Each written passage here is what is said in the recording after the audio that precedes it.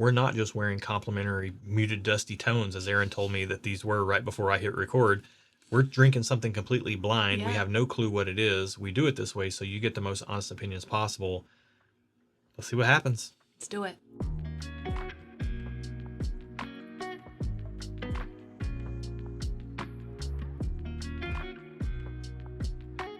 Welcome back to Stuff and Whiskey. I'm Erin. I'm Josh. Thanks for joining us. Yeah. And Erin notified me after my intro there that she has to tell us all something about color theory. I'm just like, I've been doing a lot of research on colorings and like what's my season, if any of you know like color seasons, and muted, dusty tones don't look good on me. And yet here I am. I'm going to embrace it. Well, I think you look great.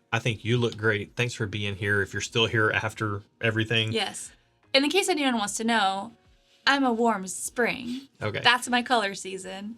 We drew this sample right here completely blind from our sample pool, and it happens to... Everyone's like, click off. All we know is it's an international whiskey Yep. because it's in that color of sample jar, Yep. but the color on this whiskey is nice. It's like a pale golden, kind of summery. It looks like what summer tastes like, right? Oh, Wouldn't you that's say? nice. Sure. Yeah, it looks nice. I like that pear word juice, picture. like pear juice or something. Apple juice? Look, she's a social sipper. I'm a whiskey nerd. Husband and wife, not whiskey reviewers. No. Our reactions to completely blind serve as your We are review. whiskey drinkers, though, so let's drink. Let's get into it.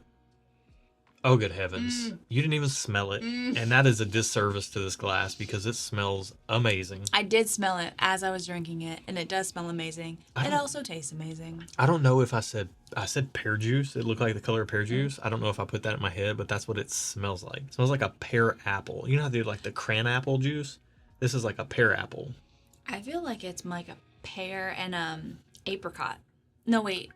Is that the one that doesn't have the fuzz? The peach has the fuzz on the skin and an apricot doesn't? I didn't know I was showing up for a fruit pop quiz. I don't even barely eat fruit. I think it's apricot. Whatever the peach-like fruit is, it does not have the fuzz. Almost positive it's apricot. So pear and apricot, that's what this smells like. Pear, apricot, apple, and a lot of vanilla. I can get apple underneath yeah. all that.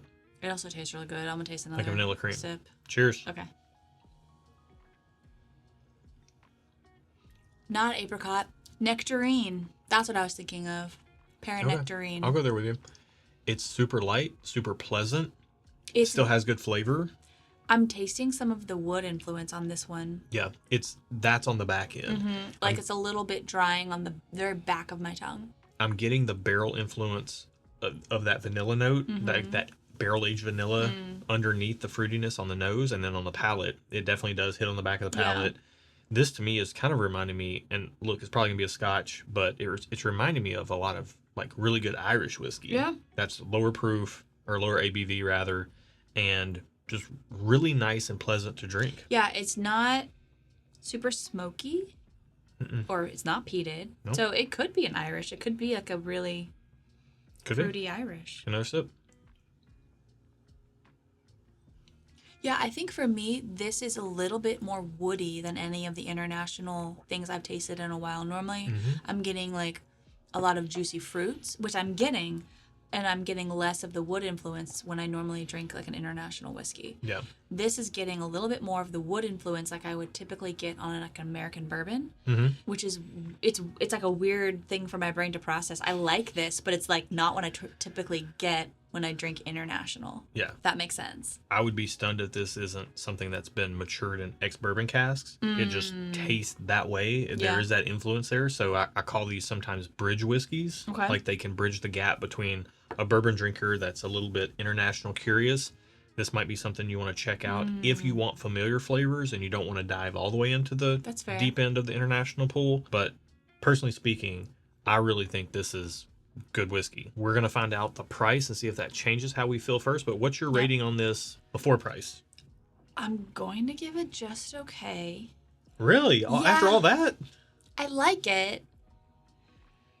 You're being stingy. I don't know. I like it, but I feel If like... you like it, that means it's a thumbs up. But I could also take it or leave it. In the world of internationals, whiskeys, This is a good point. in the world Listen of up. international whiskeys, I've had other international whiskeys that I've liked better than this. Yeah. Therefore, this particular pour, I could take it or leave it because I've got other stuff I like more. And to my point about it being a bridge pour and having so much seemingly bourbon barrel influence to it. Potentially. You're saying that for you, you would want something that's a little bit more different. Yeah. You don't need that bridge. If I'm drinking an international whiskey, I don't want it to remind me of American whiskey, if I'm being honest. I want it to be different.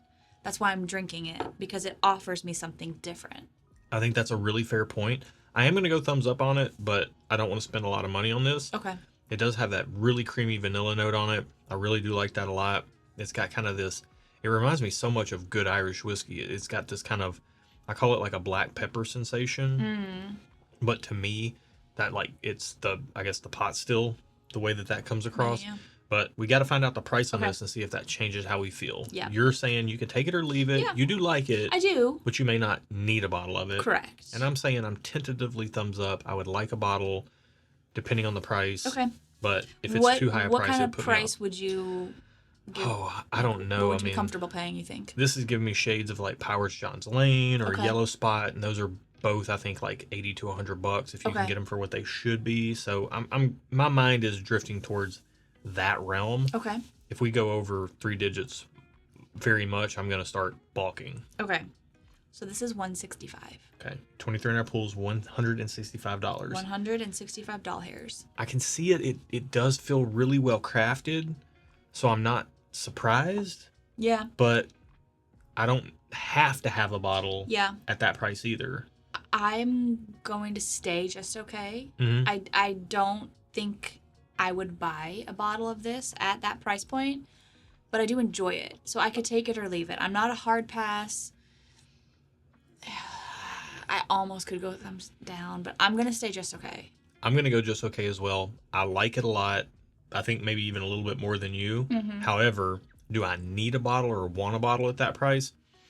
If I saw this on the shelf, having now tasted it, I would really have a tough time. I would sit there and waffle on a decision like you're seeing me do right now. Yeah, same. To me, that if I'm not emphatically, you know what, $165, this tastes amazing, I want to buy a bottle. Or if you're not, heck no, I'm out. Right. Like if you're not a hard yes or a hard no, it's just okay. It's like, you can take it or leave it. Yeah. Yeah. It just depends on my budget that month, and like I'm not breaking the budget for this. It's not a budget buster, but it is really good. Yeah. What are we drinking? We are drinking. Never heard of this before. It's a Japanese single malt. Really? By the way, Yamakaze, 12-year. Yamasaki. Yamazaki. 12-year. Yeah, sorry, I switched my letters. Okay. Japanese. Thanks to Peter Fasciano at Whisky is a Journey. Definitely check out Peter's channel. Awesome guy. Great content. Excellent production value, which I really respect. Yep. And I respect Peter as a human anyways, because he's a good person. And a great channel. Check it out. Yep. Video description. There's a link to him down there. Great whiskey. Fun to try. Yeah, I see the Wow, this is Japanese whiskey, which to me, in my mind, when I think Japanese whiskey, I think it leans more Scotch. But to me, this tastes more like almost like a gold spot. You were having me convinced it could have been an Irish. Like I was on board with that potential. For me, I feel like Japanese whiskey, I normally get more floral notes, not potpourri, but more like in a field of flowers, like wildflowers. Yeah. And I didn't get that on this at all. Can I have yours? I don't know. Okay. All right. This is an awesome pour. If you thought it was a great video, give it a like. Subscribe to the channel if you want more content like this. These Monday videos are wild. They could be anything. They could be bourbon, rye, American single malt, international. Japanese whiskey. They could be anything. Yeah. So we got all kinds of fun stuff going on over here in that regard. And if you want to check out more fun stuff and you're looking for a really good online community to get plugged into of good people who appreciate good whiskey and are all about sharing and helping each other, then you owe it to yourself to check out our Patreon community. You can get access to our Discord for as little as $3 a month over there. Yep. And everybody's bought into making that an amazing community. And it shows. It absolutely shows. Yep. It's the best dang community on planet Earth as far as we're concerned. And I would like to say we're biased, and we probably are, but I think it actually is true as well. You'd like to say we're unbiased. I'd like to say we're unbiased, yeah. Yeah. But yeah, amazing group of people. $3 a month gets you involved in that. As you step up in the tiers, that gets you quicker access to our barrel picks before they sell out, and we do about 12 to 20 of those every year. So be sure to check that out. And if barrel picks do make it through all the tiers, there is a free tier as well that you can sign up. You'll get emails when we release barrels, and you can order them. So simple as that. Easy peasy, lemon squeezy. Yeah, and we got some apparel and glassware, like these Whisky glasses that swirl ever so nicely. I mean, the best hardly any whiskey in there. The best SJ that I've ever had is with these glasses right here. So you can check those out at stuffandwhiskey.com. And thanks for tuning in. Yeah. Come back next week. Thanks so much. Come back tomorrow. We got more content. So much for watching. I'm doing the outro, bro.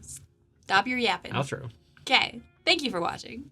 Be good to each other. And until next time, cheers. Cheers.